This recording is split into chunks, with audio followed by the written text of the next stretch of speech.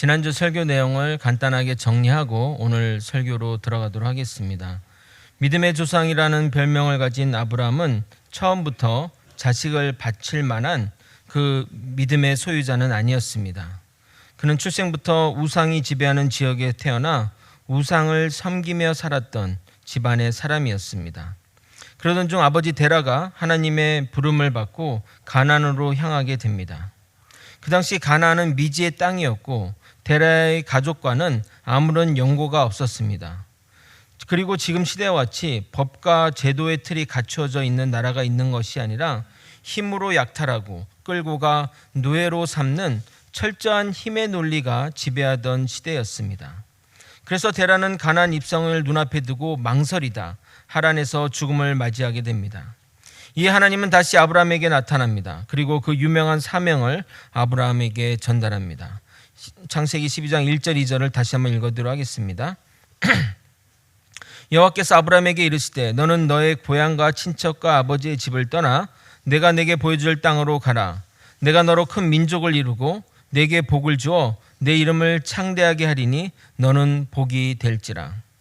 하나님께 이 말을 들은 아브라함은 즉각적으로 믿음으로 반응하게 됩니다. 그래서 아브라함과 그의 가족은 가나안 땅에 들어가게 됩니다. 이 상황을 성경은 마침내라는 부사를 사용하여 오랜 기다림 끝에 가나안에 입성한 것을 나타내었습니다. 마침내라는 그 부사에는 많은 의미가 담겨 있는 것 같습니다. 하나님이 이 답답한 부자를 기다렸다 참고 견뎌냈음을 의미하기도 하겠지만 하나님이 제사장 나라로 택한 민족인 이스라엘의 시작을 알리는 의미이기도 합니다. 아브라함이 믿음으로 반응하여 가나안 땅에 들어선 것인지 아니면 하나님이 나타나심으로 인해 종교적인 겁을 먹고 가나안 땅에 입성하였는지는 알 수 없지만 하나님은 아브라함이 준비되기를 기다렸고 그를 통해 모든 민족을 구원하실 계획들을 차근차근 시작하며 완성해 가고 있습니다. 그런데 왜 우리는 아브라함의 인생을 살펴보고자 하는 것일까요? 그 이유는 기독교의 핵심 교리인 믿음으로 말미암아 구원에 이른다는 것을 가장 잘 보여주는 인생이기 때문입니다. 믿음으로 구원을 받는다는 복음의 근본적 이해를 위해서는 아브라함의 인생을 살펴보는 것이 필수적입니다. 그럼 오늘은 애굽으로 내려간 아브라함을 살펴보면서 하나님이 그의 인생을 어떻게 개입해 가시는지 알아보는 시간이 되었으면 좋겠습니다. 오늘 본문은 12장과 13장 일부를 읽었지만 14장까지의 내용을 포함해서 다루도록 하겠습니다. 오늘도 주님이 주신 은혜가 있기를 예수님의 이름으로 소망합니다. 가나안에 들어간 아브라함은 세겜에 거하며 베델과 아이 사이에 장막을 친 후에 첫 번째 단을 쌓게 됩니다. 그러다가 가나안 땅에 기근이 들어 남방으로 내려가다 애굽까지 내려가게 되었습니다. 그리고 아브라함의 아내 사레가 애굽의 왕에게 끌려가는 사건이 벌어집니다. 이거를 두고 혹자는 그러니까 약속의 땅에 머물러 있어야지 약속의 땅을 벗어나니 그런 화가 닥치는 것이라고 말하기도 합니다. 그러나 그것은 유목민의 삶을 모르고 하는 말입니다. 유목을 하는 사람들은 푸른 초장을 따라 움직여야 합니다. 지금같이 어떤 사료가 있는 것이 아니기에 동물에게는 반드시 푸른 초장이 필요합니다. 동물들이 기근으로 말라 죽는데 그 동물들을 죽게 내려오면서 그곳에 있는 것이 현명한 선택일까요? 가나안 땅에 심한 기근이 생기니 당연히 아브라함과 일꾼들은 다른 곳으로 이주해 가는 것이 가장 현명한 선택입니다. 이것을 불신앙의 모습이라 평가할 수 없습니다. 또한 하나님은 이 아브라함의 행동에 대해 꾸지람이 없으니 결코 아브라함이 애굽으로 내려간 것으로 화가 생겼다 말할 수 없습니다. 만약 하나님이 인간이 하는 모든 일마다 화를 내고 또 벌을 내린다면 우리는 다 제명대로 살지 못하고 죽었을 것입니다. 너무 쉽게 상대방의 행동을 율법의 잣대를 들이대면서 하는 그런 우리의 시각들을 내려놓아야 합니다. 그러나 애굽으로 가면서 아름다운 아내 때문에 자신이 죽을 것 같은 것을 두려워하여 아내를 누이라고 하는 장면은 좀 생각해 볼 부분입니다. 왜 그가 그런 행동, 그런 선택을 했을까요? 그 당시 아브라함과 사레만 애굽에 들어간 것이 아니라 많은 사람들이 그와 함께 있음을 우리는 짐작할 수 있습니다. 롯이 잡혀가자 아브라함이 자신의 수하에 있던 사람 318명을 데리고 롯을 구하러 가는 장면이 창세기 14장 14절에 기록되어 있습니다. 아브라함이 그의 조카 사로잡혔음을 듣고 집에서 길리고 훈련된 사람 318명을 거느리고 단까지 쫓아가서, 그러기에 대규모의 낯선 인원들이 남의 지역으로 들어가게 되면 단보물 성격으로 사람을 인질로 삼는 간습이 그 당시에 있었습니다. 보통 그 족장에 자녀를 맡기는 것이 정상인데 자녀가 없는 아브라함에게는 아내가 좋은 인질일 수 있습니다. 그런데 성경에는 아브라함의 아내가 심히 아름다웠다고 말합니다. 창세기 12장 14절입니다. 아브라함이 애굽에 이르렀을 때 애굽 사람이 그 여인이 심히 아름다움을 보았고, 그래서 아내의 미모 때문에 그곳 지도자가 자신을 죽이고 아내를 차지하는 일이 발생할 것을 염려한 것입니다. 앞에서 말씀드렸듯이 제대로 된 법과 규칙이 있던 그런 시대에 그 나라가 운영되는 것이 아니었기 때문에 철저히 힘의 논리가 지배하던 시절이었기 때문에 가능한 일입니다. 그래서 아브라함이 아내를 누이라 말한 것을 또 불신앙의 모습으로 판단하지 말았으면 좋겠습니다. 우리는 너무나 선악과를 많이 먹었는지 항상 이렇게 선과 악을 구분하려고 하기를 좋아합니다. 그런데 그의 예상대로 그들이 애굽에 들어가자마자 담보물의 성격으로 아내를 데려가게 됩니다. 혹시나 했던 일이 역시나 하며 일어난 것입니다. 그런데 그 더 절망적인 상황은 아내를 데려간 대상이 그 당시 가장 강력한 나라인 애굽의 왕 바로이고, 또 그 바로는 그 데려간 여인을 아내로 삼으려고 했던 것입니다. 정말 아브라함의 입장에서는 나락으로 빠지는 상황이 아닐 수 없습니다. 제가 만약 그랬다면 매일 밤 눈물로 밤을 지새우지 않았을까 생각합니다. 하나님의 말씀을 따라 가나안 땅에 왔지만 심한 기근이 들어 더 이상 그곳에 거주할 상황이 못 되었습니다. 결국 살고자 애굽으로 내려갔는데 자신의 아내가 인질로 잡히게 된 것입니다. 아마도 저라면 하나님께 원망을 하지 않았을까 생각합니다. 하나님이 가라한 땅인데 왜 기근을 주시고 아내를 왜 데려가냐고 하면서 말입니다. 애굽왕 바레는 사레가 아브라함의 아내가 아닌 누이 동생이라고 생각했기에 더욱 거리낄 것 없이 그녀를 아내로 삼기로 했고, 아브라함에게 지창금조로 양과 소와 노비와 암수나귀와 낙타를 주게 됩니다. 그러나 그것이 아브라함에게 무슨 소용이 있겠습니까? 그런 그의 안타까움을 아셨는지, 또는 아브라함의 간절한 기도를 들으셨는지 하나님은 애굽왕 바로왕에게 재앙을 내리고 이 재앙이 무엇으로부터 일어난 일인지, 무엇 때문에 생긴 일인지 알려주십니다.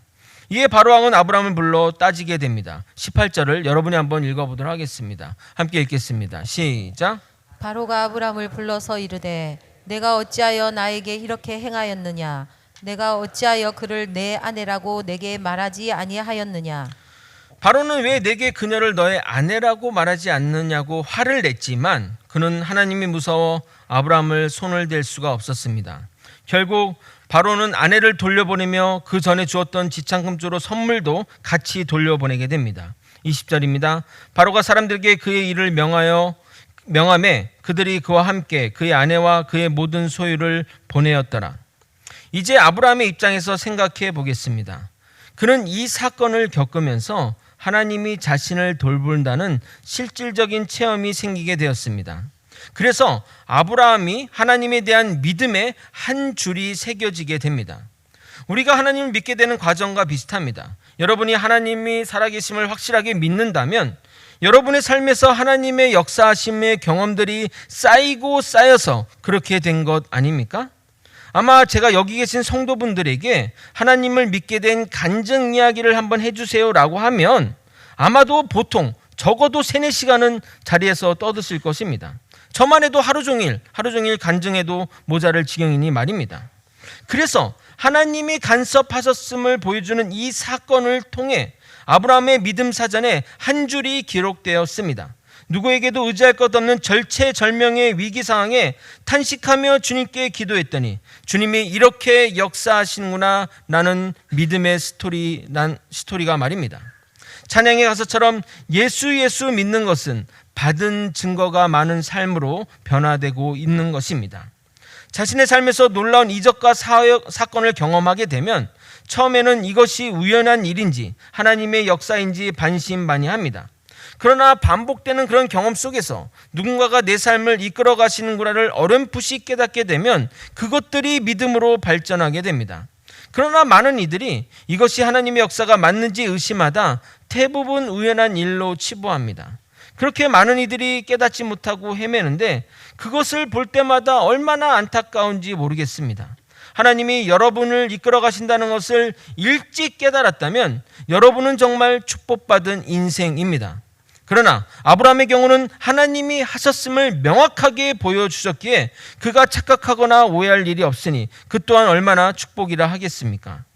하나님에 대한 믿음 사전에 스토리가 생겼고 작게나마 믿음이 싹트기 시작하면서 그에게는 놀라운 믿음의 진보가 일어나게 됩니다.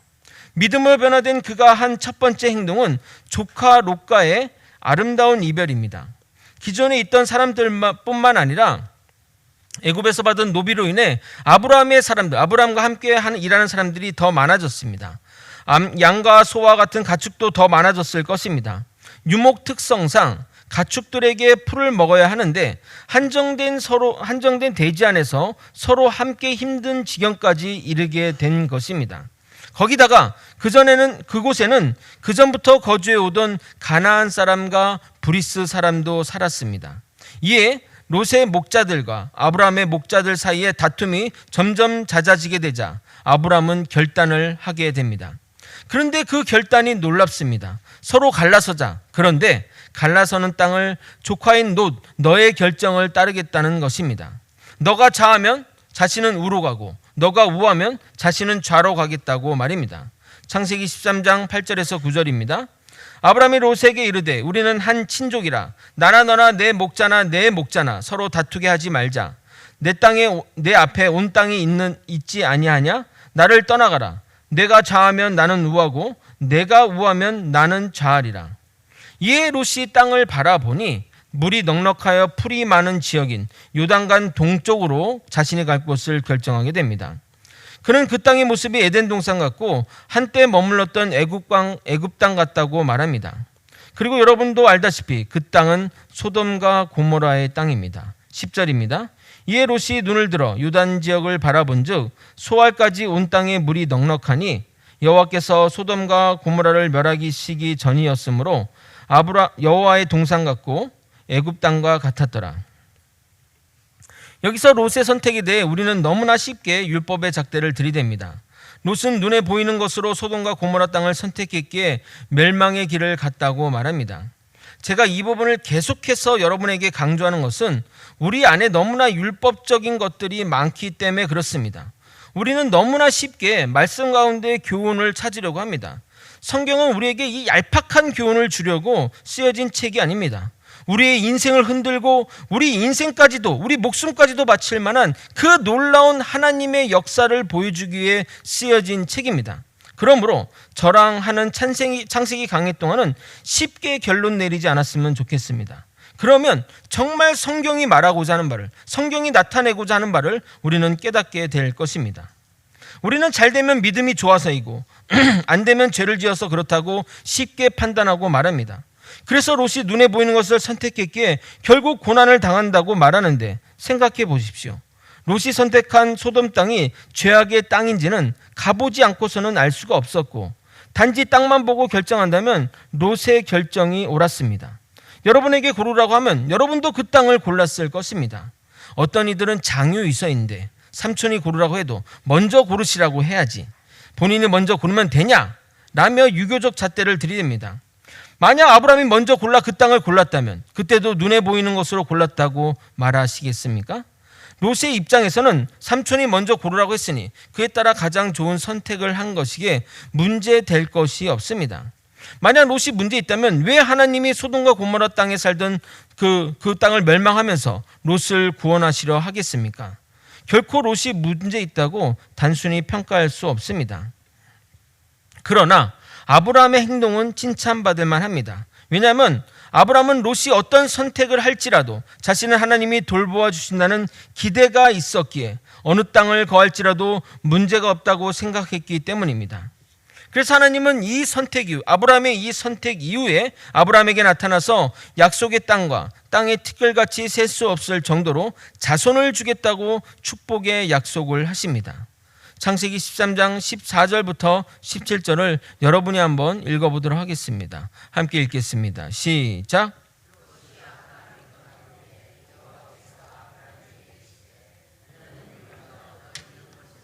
북쪽과 남쪽 그리고 동쪽과 서쪽을 바라보라. 보이는 땅을 내가 너와 내 자손에게 주리니 영원히 이르리라. 내가 내 자손이 땅의 티끌 같게 하리니 사람이 땅의 티끌을 능히 셀 수 있을진데 내 자손도 세리라. 너는 일어나 그 땅을 종과 횡으로 두루 다녀보라. 내가 그것을 내게 주리라. 이에 아브라함은 장막을 헤브론으로 옮겨 여호와께 제단을 쌓고 예배를 드립니다. 이 사건 이후로 아브라함은 더 변화된 모습을 보여줍니다. 쉽게 말해서 간이 커졌다고 말할 수 있습니다. 요단 동편에 대규모 전쟁이 벌어지게 됩니다. 지역의 패권을 차지하고 있던 엘람 그돌라오멜에게 그 밑에서 섬기고 있던 소돔, 고모라, 아드마, 스보임, 소알 나라가 반기를 들면서 전쟁이 일어나게 됩니다. 그러나 엘람 그돌라오멜과 함께한 왕들이 반합을 제압하면서 소압의 백성들과 재물을 가져갔고 그 중에 아브라함의 조카 롯도 포함되게 됩니다. 이 소식을 들은 아브라함은 자신의 집에서 훈련된 자 318명과 함께 단으로 쫓아 올라갔고 결국 그들을 쳐부시고 모두 빼앗겼던 재물과 자신의 조카 롯과 부녀와 친척들을 다 찾아오게 됩니다. 창세기 14장 15절 16절입니다. 그와 그의 가신들이 나뉘어 밤에 그들을 쳐부수고 다메섹 왼편 호바까지 쫓아가 모두 빼앗겼던 재물과 자신의 조카 롯과 그의 재물과 또 부녀와 친척들을 다 찾아왔더라. 세계적인 전쟁에 자신이 집에서 기르던 자들, 그것도 전쟁 훈련보다는 유목과 가축 돌보기에 적합한 그들을 데리고 나선다는 것은 말도 안 되는 일입니다. 임진왜란 때 총과 대포로 무장한 왜군 앞에 활과 칼로 나서는 것과 다를 바가 없는 상황입니다. 하지만 아브라함은 그 전쟁에서 승리하게 됩니다. 분명 아브라함은 이번 일을 통해서 주님에 대한 믿음의 사전의 스토리를 하나 더 적게 될 것입니다. 그가 이 전쟁에 나선 배경에는 세계 최강대국인 바로왕도 하나님 앞에서 꼼짝 못하는 상황을 경험했기에 용기를 낼 수 있었던 것입니다. 믿음을 가지고 나아가니 적이 전혀 두렵지 않았던 것이고 그 용기와 패기가 이 전쟁을 승리로 이끌지 않았나 생각해 봅니다. 이러한 결과가 나오니 그는 더욱더 하나님을 신뢰하게 됩니다. 이처럼 우리가 믿음이 성장하고 발전하기 위해서는 우선 하나님을 믿고 도전해야 합니다. 그러나 우리가 뭘 보여주시겠다면 도전하겠다고 말하거나 확실한 증거를 주시면 나아가겠다고 말합니다. 증거를 보고 나가는 것이 어찌 믿음이겠습니까? 그것은 보고 이해하는 겁니다. 그런 식으로 행동하면 결코 우리는 하나님의 그 크고 놀라우신 세계를 맛보지 못할 것입니다. 믿고 나아가야 하나님을 경험할 수 있습니다. 하나님은 애굽의 사건을 통해 아브라함에게 확신시켜 주셨습니다. 내가 불렀으니 너를 지켜주시겠다고 말합니다. 하나님은 먼저 설득하고 행하라고 하시는 분이시지 먼저 너가 뭘 하면 내가 해주겠다고 하시는 분이 아닙니다. 하나님 먼저 당신의 위대함을 보여주시고 따르라고 하시는 분입니다. 출애굽 때를 보게 되면 홍해를 마른 땅같이 하신 다음에 건너가게 하시고 율법을 주셨지, 먼저 율법을 주면서 너희가 이것을 지키면 마른 땅으로 건너게 해주겠다고 하시는 분이 아니라는 겁니다. 철저히 우리 수준에 맞추어서 우리 믿음의 수준을 따라 하나님은 우리에게 요구하십니다. 자, 보십시오. 처음에는 하나님이 먼저 홍해 바다를 마르게 하신 후에, 그러니까 모든 것을 다 해결한 후에 우리를 건너라고 하셨습니다. 그러나 40년의 광야 시험을 통과한 이스라엘 백성들은 또 강을 건너는 일이 생기게 되었습니다. 여호수아 인도 아래 가나안 입성을 위한 요단강을 건널 때입니다. 그러나 이때는 모세가 백성들과 홍해를 걷는 것과는 조금 다릅니다. 그 전에는 홍해를 다 마르게 한 것을 보여주고 건너라고 했지만 이번에는 믿음으로 먼저 요단강을 발을 내디디라고 말하고 계신다는 겁니다. 즉 강은 여전히 흐르는 상황이고 법궤를 들고 나아가야 하는 상황인데 만약 강이 멈추지 않는 상황이라 할지라도 분위기상 계속 들고 가야 했던 상황이었던 것입니다. 아마도 처음 발을 내딛는 사람은 죽음을 각오하고 나아갔을 것입니다. 그러나 다행히 발을 물에 넣고 몇 발자국 걸어가자 물이 그치며 마른 땅이 되었던 것입니다. 여호수아 3장 14절부터 16절을 읽어드리도록 하겠습니다. 백성이 요단강을 건너려고 자신들의 장막을 건널 때에 제사장들은 언약궤를 메고 백성 앞에서 나아가니라. 요단이 곡식 거두는 시기에는 항상 언덕에 넘치더라. 궤를 맨 자들이 요단을 이름해 궤를 맨 제사장들의 발이 물가에 잠기자 곧 위에서부터 흘러내던 물이 그쳐서 사르단에 가까운 매우 멀리 있는 아담성읍 변두리에 일어나 한 곳에 쌓이고 아라바 바들 여매로 향하여 흘러가는 물은 온전히 끊어지매 백성이 여리고 앞으로 바로 건널세. 이처럼 하나님은 우리의 수준에 맞게 요구하시고 훈련시킵니다. 그러기에 하나님이 살아계시고 그분이 나의 앞길을 인도한다는 확신이 있다면 그분을 믿고 도전해야 한다는 것입니다. 매번 보여주시면 가겠습니다, 마른 땅을 주시면 가겠습니다 하면은 결코 하나님의 놀라운 이적들을 경험할 수 없습니다. 우리의 믿음이 오래되어도 거기서 거기인 이유가 여기에 있습니다. 도전해라, 발을 내밀어라, 주님을 믿고 덤벼라, 나서라 해도 내밀지를 못합니다. 나름 합리적인 이유와 합당한 이유를 댑니다.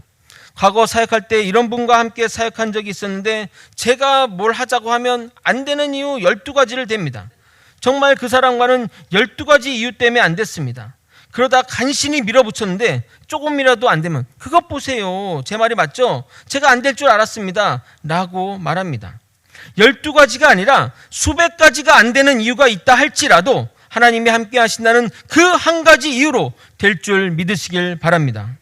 믿음의 사람은 결코 부정적이 되어서는 안 됩니다. 우리 믿는 자는 절대적으로 긍정적이어야 됩니다. 그래서 모든 일에 당당해야 됩니다. 왜요? 우리 뒤에는 하나님이 계시기 때문입니다. 그러니까 우리는 그 하나님을 믿고 발을 내딛어야 합니다. 그러나 하나님이 우리의 수준에 따라 내딛으라고 하시지 무턱대고 준비도 안 된 자에게 수영해서 건너라 하시지는 않습니다. 무슨 말이냐면 우리의 수준에 맞게 도전을 요구하신다는 겁니다. 하나님은 아브라함에게 그의 수준에 맞게 요구하십니다. 하나님이 이제 믿음의 눈을 뜨고 첫 발을 내딛는 아브라함에게 자식을 바치라고 하시는 분이 결코 아닙니다. 아브라함은 갈대아 우르에서부터 이삭을 요구받지 않았다는 사실을 명심해야 하며 아브라함의 생애 맨 마지막에 자식을 바치라고 요구하셨다는 사실을 잊으시면 안 됩니다. 하나님은 우리의 믿음의 수준에 맞게 요구하십니다. 우리가 그런 주님을 믿고 의지하고 첫 발을 내밀면 주님은 우리를 선한 길로 인도해 주실 것입니다. 우리의 신앙생활에 하나님이 간섭하지 않는 신앙의 길은 없습니다. 이것을 어떻게 빨리 깨닫냐가 우리 신앙생활의 그 경로를 좌지우지할 것입니다. 그래서 신앙의 연수로 여러분의 신앙의 깊이를 따질 수는 없습니다. 신앙의 세월이 깊어도 여전히 갈대아 우르에 계신 분도 있고 아직도 하란이나 애굽에서 헤매는 분도 있습니다. 그러나 우리 중에는 이미 창세기 15장에 믿음으로 을을 나타내신 분도 계시고 우리 중에는 22장에 하나님을 아들로 바치는 믿음까지 나간 분도 계십니다. 여러분은 지금 어디에 계십니까? 하나님은 아브라함을 설득하여 나가신 것처럼 우리의 자녀들을 그렇게 설득하고 이끌어 가십니다. 우리가 하나님의 일하심을 경험했다면 믿음의 발걸음을 나서야 합니다. 우리가 그 넓고 깊고 높은 하나님을 더 경험하고 싶다면 믿음으로 앞으로 정진해 나가야 합니다. 믿음에는 중단이 없습니다. 만약 올해 교회 예배만 충실하게 나왔다면 내년에는 성경 공부도 참여하시고 올해 전도회나 목장에서 아무 일도 안 하셨다면 내년에는 총무나 회계나 회장으로 섬기고 더 나아가 목장이 되려고 노력하며 교회에 봉사한 일을 찾아야 합니다. 올해 수고하고 힘들었으니 내년을 쉬겠다는 말이 어디 나옵니까? 하나님은 여전히 일하시고 계신데 말입니다. 주인이 안 쉬는데 종놈이 쉰다는 말이 됩니까? 제가 너무 세게 말하는 것 같습니까? 안타까워서 말씀드리는 것입니다. 왜 저분은 저기 있을까?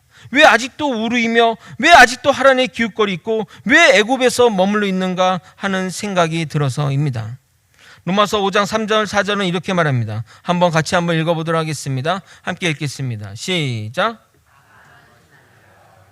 만난 중에도 즐거워하나니 이는 환난은 인내를, 인내는 연단을, 연단은 소망을 이루는 줄 알미로다. 아멘.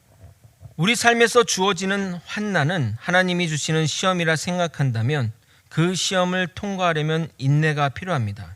그리고 그 인내가 연단이라는 결과를 낳습니다. 여러분, 연단이 무엇일까요? 연단이라는 말의 의미를 잘 모르시는 분이 많은데 그 본래의 의미는 쇠붙이를 두드려서 단단하게 만드는 것을 말하며 쇠가 요구되는 수준으로 단단해지면 연단이 되었다고 말합니다. 그래서 대장장이가 쇠의 강도를 측정하여 잘 되었구나 확인되면 이게 잘 연단되었다고 말하는 겁니다. 그럴 때 우리의 소망을 이루게 되는 것입니다. 여러분의 신앙은 어디에 있습니까? 아직 고난과 환난과 시험에 허우적대십니까? 아니면 자신의 의지가 아닌 남의 도움으로 근근히 버텨내고 계십니까? 아니면 하나님을 의지해서 인내하고 계십니까? 만약 여러분이 이 시험을 인내해서 이겨내어 어느 수준에 도달하면 하나님이 여러분 보고 이렇게 말씀하실 것입니다. 누구누구야 연단되었구나 하시며 우리의 소망을 이루어주실 것입니다. 그러므로 우리에게 시험이 오면 그것을 놓고 기뻐할 수 있습니다. 왜냐하면 내가 이 시험을 통과하면 그 통과함을 얻고 우리가 소망을 이룰 수 있기 때문입니다. 그러나 나아가지 않으면 인내할 일도 없고 당연히 연달된 일도 없으니 소망은 나와 별개의 일이 되는 것입니다. 주님을 믿고 우리 모두 도전합시다. 말씀을 정리하겠습니다. 하나님은 아브라함을 그의 수준에 맞게 이끌어 갔습니다. 결코 서두르지 않으시고 그렇다고 마냥 기다리지도 않으십니다. 하나님 아브라함에게 가나안으로 들어가라고 했고 하나님의 말씀에 의지하여 가나안에 들어갔습니다. 그러나 그 지역에 심한 가뭄이 들어서 그 유목민들에게는 별다른 선택의 여지가 없었습니다. 그래서 위험을 무릅쓰고 애굽으로 내려갔으나 예상한 대로 자신의 아내가 잡히게 되고 아마도 그로 인해 불명과 고통의 밤을 지냈을 것입니다. 그러나 하나님은 그 당시 최고의 왕인 바로왕 지방에 재앙을 내렸고 그 재앙이 어디서 왔는지 명확히 알려주셨습니다. 결국 바로왕은 두 손을 들고 나옵니다. 그가 아브라함이 하는 말은 결코 평안한 마음으로 하는 것이 아니라 분노를 가득 담아 하는 이야기입니다. 하지만 그를 건드릴 수 없었습니다. 왜냐하면 그에 대해는 천지를 창조하신 하나님이 계시기 때문입니다. 이 사건을 경험한 아브라함은 하나님에 대한 믿음이 생기게 됩니다. 그와 하나님의 믿음의 노트에 하나의 스토리가 만들게 되고 작은아마 하나님에 대한 신뢰가 생기게 된 것입니다. 그리고 그 신뢰를 바탕으로 아브라함은 두 가지 놀라운 도전을 합니다. 첫 번째가 조카 롯과 헤어질 때 땅을 선택할지를 먼저 고르게 했습니다. 지금 시대에도 돈 때문에 형제 간의 소송과 폭력과 냉전이 벌어지는데 형제도 아닌 처삼촌 관계에도 먼저 땅을 고르게 하는 그 의연함을 보여줍니다. 하나님을 믿고 그렇게 하는 행동입니다. 두 번째는 그 당시 국제전쟁이라 할 수 있는 전쟁에 조카가 연루되어 잡혀가자 그 조카를 구하기 위해 군사적으로 한 번도 나서지 못한 318명의 사람을 이끌고 전쟁에 나가 적을 무찌르고 조카와 뺏긴 것들을 다 찾아옵니다. 하나님에 대한 신뢰를 기반으로 한 발을 내딛어 도전했더니 놀라운 결과를 수확하여 돌아온 것입니다. 하나님이 이끄시는 인생은 결코 실패란 없습니다. 믿음 안에서 실패는 곧 성공입니다. 고난도 유익이고 환난에도 즐거워합니다. 우리를 연단시키기 위해 주어지는 시험을 두려워하지 말아야 합니다. 우리가 이 시험을 이겨내면, 인내하여 이겨내면 하나님은 우리를 향해 이렇게 말씀하실 것입니다. 연단되었구나, 단단하구나 라고 말입니다. 절대 잊지 말아야 할 것은 우리의 수준에 맞게 하나님은 우리에게 시험을 주십니다. 고린도전서 10장 13절입니다. 사람이 감당할 시험 밖에는 너희가 당한 것이 없나니 오직 하나님은 미쁘사 너희가 감당하지 못할 시험 당함을 허락하지 아니하시고 시험 당할 즈음에 또한 피할 길을 내사 너희로 능히 감당하게 하시느니라. 그러기에 우리는 매일매일 주님을 신뢰하며 앞으로 전진 또 전진해 나가야 합니다. 그래서 믿음의 조상이 걸었던 길을 나도 걸어 나가 아브라함이 되고 믿음의 실패자가 믿음의 조상이 되는 날까지 주님 믿고 걸어 나가는 저와 여러분이 되시길 예수님의 이름으로 소망합니다. 다 함께 찬양하고 기도의 자리로 나가도록 하겠습니다.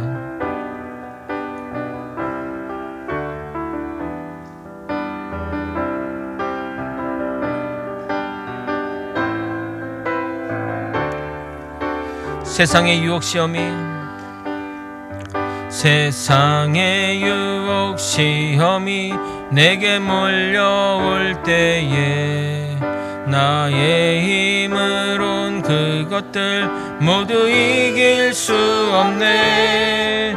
거대한 폭풍 가운데 위축된 나의 영혼 어찌할 바를 몰라 헤매이고 있을 때 주를 찬양 손을 들고 찬양 전쟁은 나에게 속한 것 아니니 주를 찬양 손을 들고 찬양 전쟁은 하나님께 속한 것이니 거짓과 속임수로 가득 찬 세상에서 어디로 갈지 몰라 머뭇거리고 있네. 공중의 권세 잡은 자 지금도 우리들을 실패와 절망으로 넘어뜨리려 하네. 주를 찬양 손을 들고 찬양 전쟁은 나에게 속한 것 아니니 주를 찬양 손을 들고 찬양 전쟁은 하나님께 속한 것. 주위를 둘러보면 아무도 없는 듯 주위를 둘러보면 아무도 없는 듯 믿음의 눈을 들면 보이는 분 계시네. 지금도 내 안에서 역사하고 계시는 사망과 어둠의 권세 물리치신 예수님 주를 찬양 손을 들고 찬양 전쟁은 나에게 속한 것 아니니 주를 찬양 손을 들고 찬양 전쟁은 하나님께 속한 것. 주를 찬양 손을 들고 찬양 주를 찬양 손을 들고 찬양 전쟁은 나에게 속한 것 아니니 주를 찬양 손을 들고 찬양 전쟁은 하나님께 속한 것이니. 여러분의 삶 가운데 여러 가지 도전 과제들이 있을 것입니다. 여러분에게 정말 자극적으로 주어지는 말들이나 어떤 삶들 가운데 여러분이 정말 주님을 의지해서 한 발을 내딜 수 있다면 그 하나님의 놀라운 경험들이 여러분의 인생 가운데 주어질 것입니다. 그러나 그 말들을 무시하고 하나씩 나와는 상관없는 일이 하게 되면 나는 내가 있는 곳이 그냥 공모양 그 꼴대로 결코 믿음의 진보는 결코 일어날 수 없습니다. 여러분, 듣는 것만으로 믿음은 결코 성장하지 않습니다. 그 믿음을 의지해서 한 발 더 나아갈 때 여러분의 믿음의 진보가 일어나는 것이고 하나님과 더욱더 한 발 더 가까워지는 것입니다. 결코 믿음을 수십 번 수백 번 설교 말씀을 수백 번 수억 번 들을지라도 한 발짝만 나서지 않는다면 한 발짝도 나서지 않는다면 아무런 믿음의 진보는 없음을 깨닫고 이제 다시 한번 결단하는 마음으로 주님의 말씀을 의지하여 나가는 우리 모두가 되기를 소망합니다. 다 함께 주님의 이름 한번 부르고 통성으로 기도하시겠습니다. 주여! 아버지 우리의 믿음이 공모양 곡골인 곳으로 맨날 그 자리에 머물러 있는 우리의 한심스러운 상황들을 지켜주시고 아버지 정말 믿음을 의지하여 한 발짝 내딛을 수 있는 아버지 믿음의 사람들이 되게 도와주옵소서. 아버지 주님은 우리에게 기다리십니다. 네가 한 발짝만 내서라. 내가 아버지 요단강을 마르게 했던 놀라운 기적을 너 앞에 보일 것이고 아버지 그 세계 최단국의 애굽행 바로가 굴복하는 일들을 보여줄 것이니 믿음으로 나아가라고 우리에게 이야기합니다. 주님 말씀 의지하여 한 발 내딛는 믿음의 사람들이 되게 도와주옵소서. 주님의 말씀을 의지하여 아버지 하나님 행동하는 아버지 우리 크리스찬이 되게 도와주옵소서. 하나님 말씀을 의지하여 했더니 아버지 하나님이 역사하신 것을 깨닫게 되고 나는 믿음이 더욱더 성장하게 되고 주님과 더욱더 가까워지는 인생의 삶을 살게 될 것입니다. 그러나 아버지 맨날 나는 하나님 보여주시면 가겠어요, 하나님 마르게 하면 가겠어요, 하나님 확실한 증거 주시면 가시겠다고 이야기라니 우리의 믿음의 진보도 없고 하나님의 놀라운 역사도 우리와는 별개의 일이 되는 것을 아버지 그런 악순환이 반복되는 것을 깨닫게 도와주시옵소서. 믿음으로 한 발을 내딛었더니 하나님의 놀라운 역사를 받아가지는 믿음의 사람들이 되게 도와주옵소서. 아버지의 말씀만 듣는 거로 끝나지 않게 도와주옵소서. 이 말씀 수천 번 수억 번 들어도 무슨 의미가 있겠습니까? 행동으로 실천하지 않는데 무슨 의미가 있겠냐 이 말입니다. 주님의 말씀을 의지하여 한 발 내딛는 믿음의 사람들이 되게 도와주시고 하나님의 뜻을 따라 실천하는 믿음의 백성들 될 수 있도록 이끌어 주시고 인도하여 주옵소서. 나이가 결코 중요한 것이 아닙니다. 경험이 중요한 것이 아닙니다. 믿음의 연수가 중요한 것이 아닙니다. 하나님의 말씀을 순종하느냐가 중요한 것임을 깨닫고 실천하는 우리가 될 수 있도록 이끌어 주시옵소서. 사랑이 많으신 하나님 아버지, 삶의 모든 순간들마다 주님의 도전이 있고 주님의 시험과 연단이 있습니다. 그 시험에 주님을 의지하여 주님의 말씀을 의지하여 한 발 내딛으며 하나님의 놀라운 역사를 인생에서 경험하는 그 축복을 허락하여 주시옵소서. 아버지 말씀 듣는 걸로 결코 끝나지 않게 도와주옵소서. 그냥 좋은 말씀 받아가지는 것으로 끝나지 않게 도와주옵소서. 말씀에 의지하여 한 발만 내딛으면 요단강이 마르는 놀라운 기적을 경험하게 될 것이고 세계 최강대국의 왕이 꼼짝 못하는 하나님의 역사를 경험하게 될 줄 믿습니다. 주님 한 발 내딛게 도와주시옵소서.